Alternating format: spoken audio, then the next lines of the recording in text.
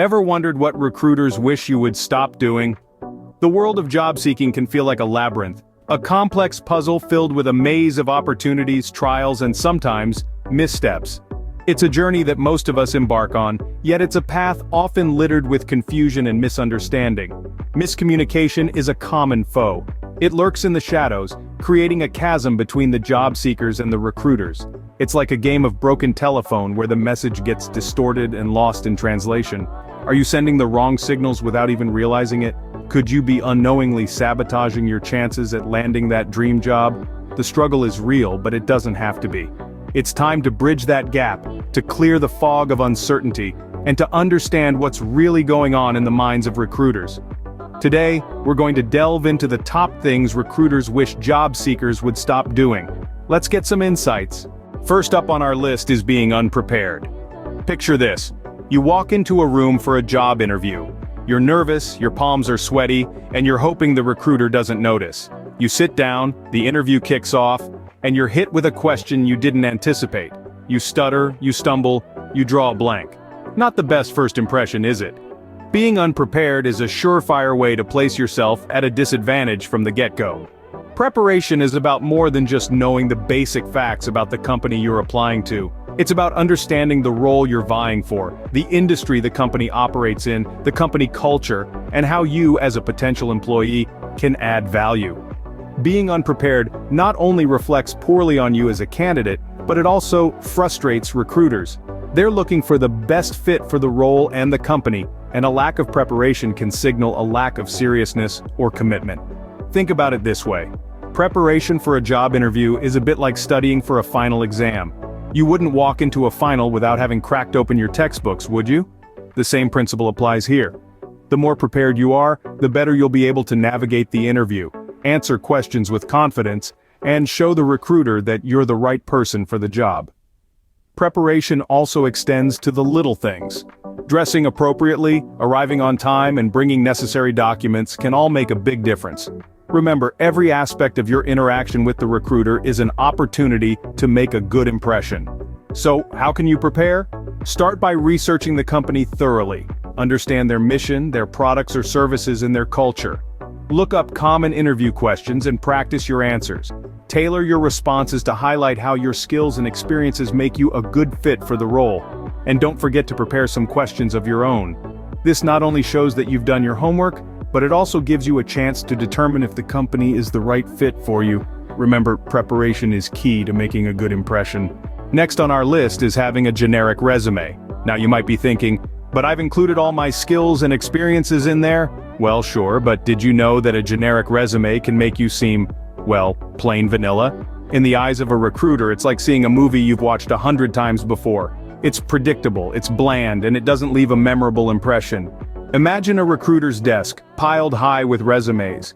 Each one is a thick stack of paper, each paper filled with bullet points and buzzwords. Now put yourself in the recruiter's shoes. If each resume looks the same, how would you choose? Exactly. A generic resume doesn't make you stand out, it makes you blend in.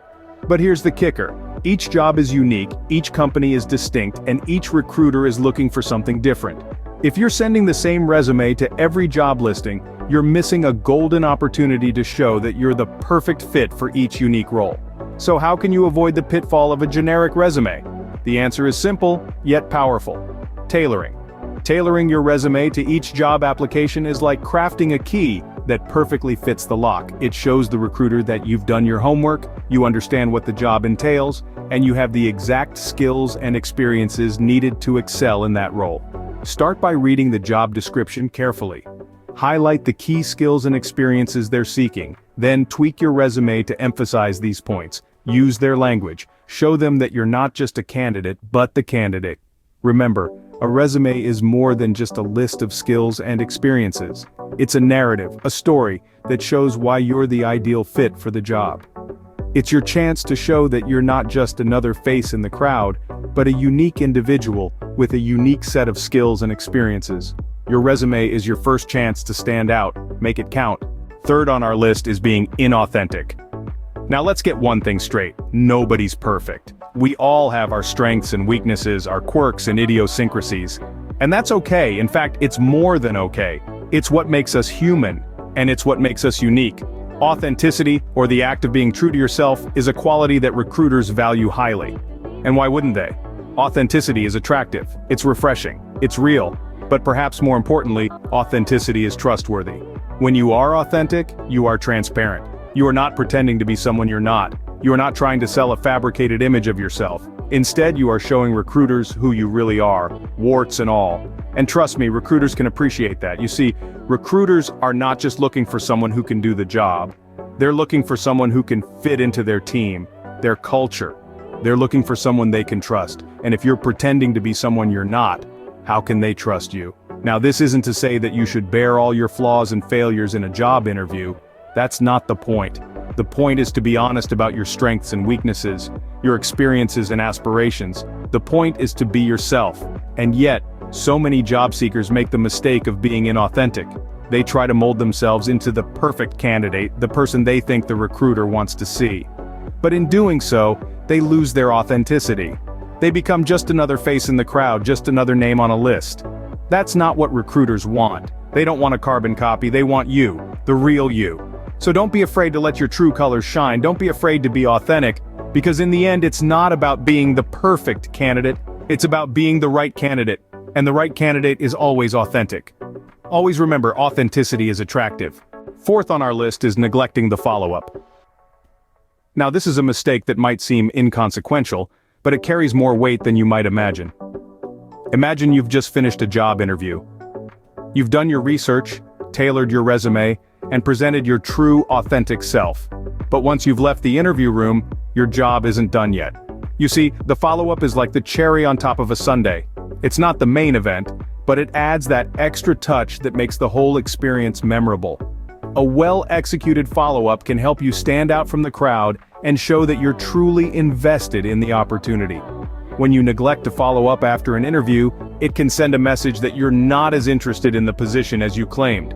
It can make a recruiter question your commitment and enthusiasm. Remember, recruiters aren't just looking for someone who can do the job, they're looking for someone who wants to do the job. But what does a good follow-up look like? It's not about pestering the recruiter or coming across as desperate. It's about demonstrating your continued interest and appreciation for the opportunity. A simple email thanking the interviewer for their time and expressing your enthusiasm for the role can go a long way. If there was a specific topic you discussed during the interview that you found particularly interesting, mention it in your follow-up. This shows that you were engaged and attentive. And remember, timing is everything. Sending a follow-up too soon can seem pushy, while waiting too long can make it seem like an afterthought. A good rule of thumb is to send your follow-up within 24 to 48 hours after the interview. In the end, following up is about showing respect for the recruiter's time, demonstrating your interest in the role, and giving yourself an extra edge in a competitive job market. So next time you walk out of an interview, don't forget to follow up. Don't underestimate the power of a well-timed follow-up. So, there you have it. We've delved into the top things recruiters wish you'd stop doing.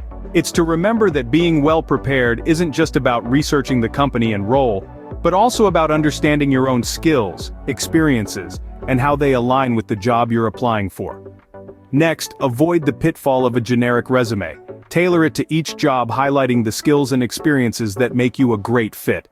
Our third point focused on authenticity. Be true to yourself in your resume, your cover letter, and your interview. Authenticity resonates with recruiters and sets you apart from the crowd.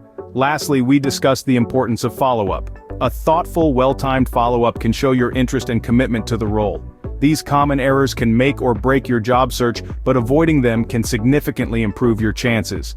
Keep these tips in mind and you'll be well on your way to your next recruiter. Don't forget to subscribe for more tips on impressing recruiters. Thanks for watching.